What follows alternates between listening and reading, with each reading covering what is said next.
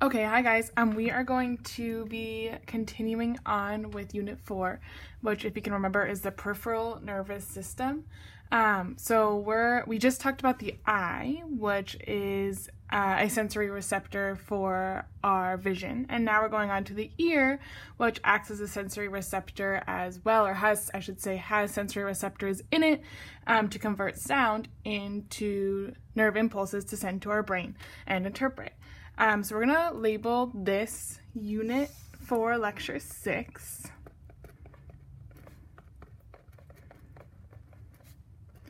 And we are going to go through the ear from the external ear all the way into the inner ear. So there's 3 layers we'll be talking about.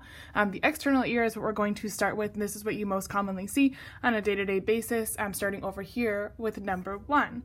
So you can label this right here, number 1. And it's pointing to, if you touch your ear, the parts you would feel. And we'll start by labeling this the external ear. So the first part of the external ear we're going to talk about is the auricle. A-U-R-I-C-L-E. It's also sometimes referred to as the pinna. And as you know, if you've ever pierced this part, it is a cartilage frame.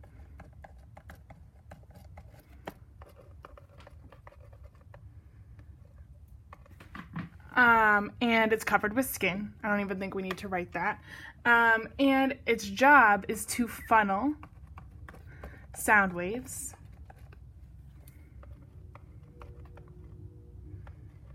into the EAM. And the EAM is the next structure we'll be talking about, number 2. Now, if you think of a funnel in general, funnels try and bring something from a bigger space into a smaller space, and there's a big world out there, so it's going to funnel all that sound that we hear in the big world around us into our small ear. And so the job right here is just to funnel that sound into a specific spot. Now, number 2 is called the EAM for short, but if you were on the quiz, you would have to write the full term out, the external auditory meatus. External auditory meatus.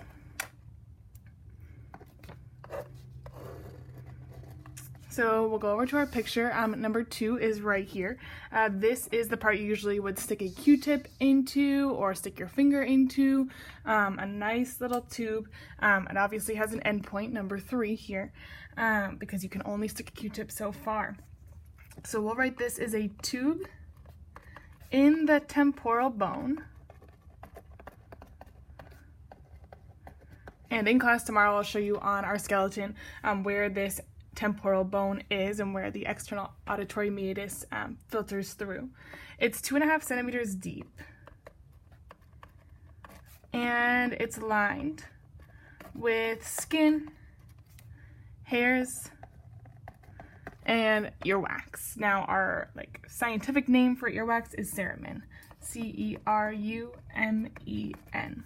So the external auditory meatus acts a lot like our nostrils with the hair and mucus there, kind of just to protect the ear and keep foreign objects out. So cerumen is earwax. And just like our skin has sebaceous glands, our ear has sebaceous glands too, but these are specialized sebaceous glands in our ear that create this earwax. So earwax created by a modified sebaceous gland.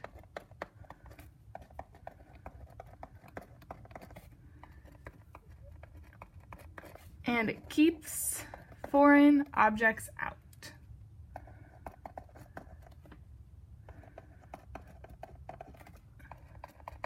Just things like dust, maybe even bugs, I don't know, anything that could be floating around in the air. So your earwax, often people ask, should I use Q-tip, should I not? Well, your earwax is determined by your genetics, and you can either have this liquidy earwax or a dry, flaky earwax. So If you have the liquid earwax, yeah, Q-tips aren't bad because if you stick a Q-tip in there, it will take that liquidy substance out. If you have the dry, flaky earwax, Q-tips aren't too good because it will just push that further into your ear and could cause some damage.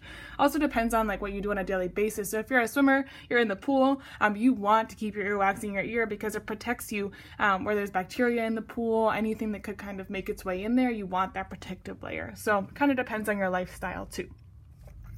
And the last part we're going to look at for the external ear is number 3. This is the part that you would hit with the Q-tip where you can't have it travel any further.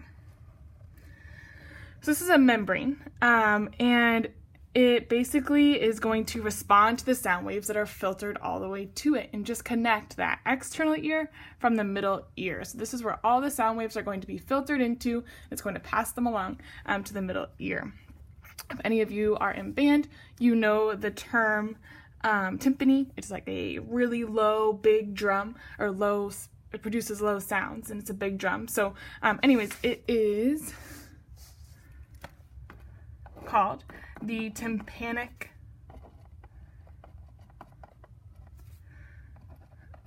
membrane. And the reason I just referred to a drum is because this is called your eardrum more commonly.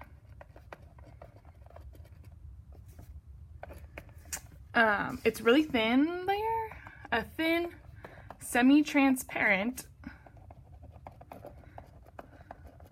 which means you can kind of see light through it. So when the doctor's looking into your ear, they usually shine a light through there. And it separates the middle ear